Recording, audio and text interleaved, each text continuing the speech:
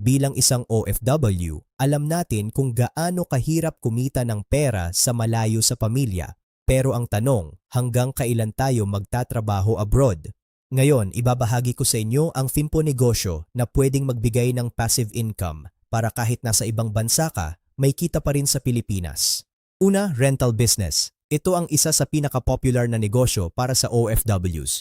Pwede kang magpaupa ng bahay o apartment, boarding house, sasakyan, o kahit mga gamit tulad ng camera o tools. Maraming paraan para kumita rito. Habang ikaw ay nagtatrabaho abroad, tuloy-tuloy ang kita buwan-buwan kapag maayos ang pamamahala.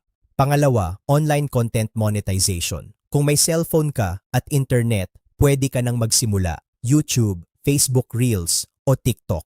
Isang video lang, pwedeng kumita ng maraming beses. Maraming OFWs ang kumikita na ngayon sa vlogs at tips sa abroad.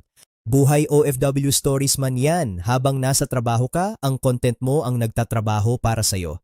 Pangatlo, digital products. Ito ang negosyo na walang bodega at walang empleyado, halimbawa, ebooks at online courses. Resume templates or business guides. Isang beses mo lang gagawin pero pwedeng ibenta ng paulit-ulit kahit nasaan ka sa mundo. Isang beses mo lang itong gagawin pero ang kita ay darating kahit ikaw ay natutulog o nagtatrabaho. Pang-apat, affiliate marketing. Dito, magre-recommend ka lang ng produkto online at kikita ka sa bawat benta. Pwede mong gawin ito gamit ang Facebook, TikTok, or Messenger groups. Hindi mo kailangang gumawa ng produkto. Mag-promote lang ng mga produktong subok mo na at kumita sa bawat matagumpay na referral. In panglima, dividend investments. Ito ang paraan kung saan ang mismong pera mo ang nagtatrabaho para sa'yo.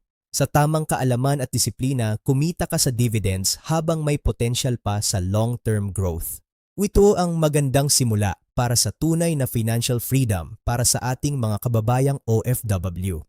Hindi habang buhay OFW. Simulan mo ngayon para sa mas maagang pag-uwi at mas magandang kinabukasan para sa iyong pamilya.